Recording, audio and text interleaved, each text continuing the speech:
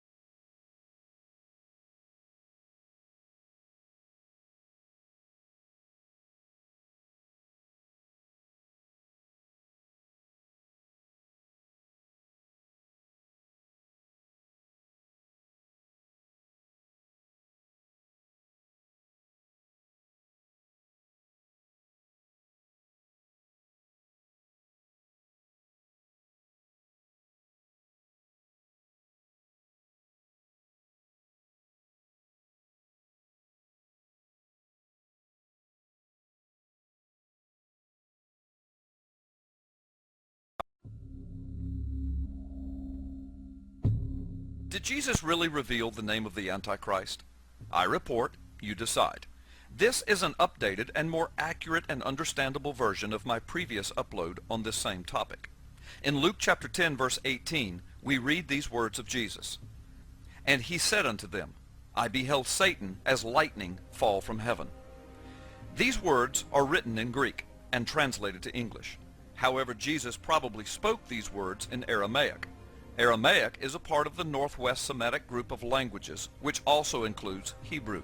Aramaic script was widely adopted for other languages and is ancestral to the Arabic and Hebrew alphabets. 2 words in this text are of particular interest. The words are lightning and heaven. Jesus said, I saw Satan falling as lightning from heaven. In Greek, the word for lightning is astrape. It has a direct Hebrew equivalent. From Strong's Hebrew Dictionary, words 1299 and 1300 from the Hebrew language, the word for lightning is barak. In the Greek text of Luke chapter 10, the word translated as heaven in Greek is uranos. It can mean the heaven of God, but it also carries with it the connotation of the heights, or a high place, or the domain of Satan himself. Evidence of this is found in the same book of Luke, in chapter 8, verse 5, when Jesus speaks of the gospel being attacked demonically. He uses these words, and the birds of the air devoured it. Here, the most accepted context by biblical scholars is that the birds are the demonic realm, and the air is the realm of Satan, from on high, or the heights. The Greek word used here for air is uranos.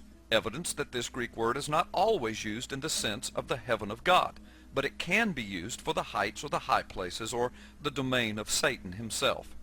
In Luke chapter 10 verse 18, this is the exact context of Jesus' words. I saw Satan falling like lightning from the heights or the high places, or from Satan's domain on high, or from the heavens or heaven. If Jesus' word, translated in the English text as heaven, was referring to the heaven of God, the Hebrew word would be shamayim. More than likely, though, according to the context of Luke 10 and Luke 8, Jesus was not referring to the shamayim of God, but rather the domain of Satan. Now consider this amazing fact. The book of Isaiah is the source of origin for the Christian concept of Satan or Lucifer. In Isaiah chapter 14, verses 12 through 19 especially. In Isaiah chapter 14, verse 14, we hear these words spoken by Satan himself. I will ascend above the heights of the clouds. I will be like the Most High. This matches the exact context of Jesus' words in Luke chapter 10. In the verses of Isaiah that refer directly to Lucifer, several times it is mentioned that Satan has fallen from the heights or from the heavens. The Hebrew word used in this text for the heights from which Satan fell is Hebrew word number 1116 in the Strong's Hebrew Dictionary, and it is pronounced Bama. Bama is most commonly used to refer to a high sacred place, as well as to the heights of the heavens or clouds. So in Jesus' prophecy of Luke chapter 10 verse 18, if spoken by a Jewish rabbi in Hebrew, influenced by the poetry of Isaiah, he would use, in one form or another, depending upon the exact wording and context, the words that come from the root forms of these two Hebrew words, Barak and Bama, to describe Satan falling like lightning from on high. Hebrew for lightning is Barak, and Hebrew for the heights or the high places is Bama. This fact is indisputable. So is Jesus actually giving us a clue as to who the future Antichrist might be? Many believe so. It is possible that it is merely a strange coincidence. Yet it cannot be denied. If Hebrew words were used to describe Jesus' statement about Satan falling or coming to earth, perhaps as a man in the form of the Antichrist, the Hebrew words Barak and Bama would be used.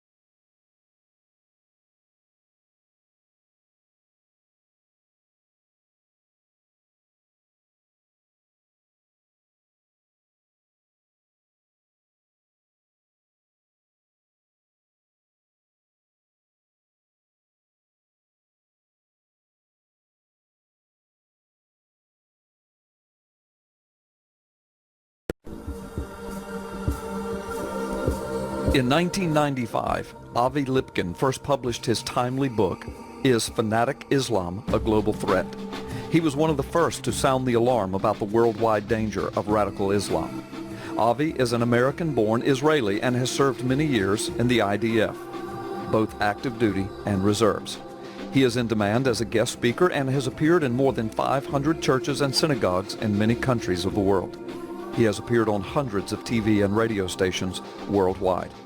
His wife is Rachel, an Egyptian-born Jewess who immigrated to Israel in 1969 and who has worked in Israel's radio service in Arabic for the last 25 years, monitoring Arabic language broadcast on TV and radio as well as in newspapers. In a recent TV interview with scholar Gary Stearman, Avi says Rachel was picking up broadcast for years before the 2008 election, and the Saudis were saying, quote, "We will have a Muslim in the White House in 2008. If this is so, could it be that we have been set up by the Muslim world and perhaps the King of Saudi Arabia? Could this be why Obama bowed to the King of Saudi Arabia in 2009 to everyone's shock?" In this video interview, Avi Lipkin points out the fact that almost no one knew who Obama was until 2008. He only served in the Senate a very short time, and most of that time was spent campaigning for president, all the while without a legitimate long-form birth certificate listing a hospital and doctor's name. Obama still refuses to reveal that or anything else about his past, a past for which he has spent millions of dollars to conceal. Could it be that Obama's handlers have pulled off the greatest stunt and scam in history? Could it be that they have put an anti-American and Saudi-sponsored Muslim in the White House thanks to a brain-dead American public and news media, both obsessed with skin color and with an American Idol mentality? Even more shockingly, Avi reveals that on January 19th of 2010, his wife picked up a broadcast on Nile TV from Egypt. She reports that it was a roundtable discussion wherein the foreign minister of Egypt reportedly said that he had a one-on-one meeting with Obama, who swore to him that he is a Muslim. Obama then reportedly explained to him all about his Muslim family background and practices. Then she alleges that Obama said, "I have a problem with some domestic issues, and as soon as I finish with the health care question, you Muslims will see what I will do for Islam regarding Israel." Avi adds, "By the way, it is a commandment in Islam to deceive the infidel, a commandment to lie, to say that he is a Christian when he is not a Christian." Could it be that Barack Obama is in the White House to represent Saudi Arabia's interests? Considering all the information that he has amassed on this topic so far, Avi Lipkin seems to think so.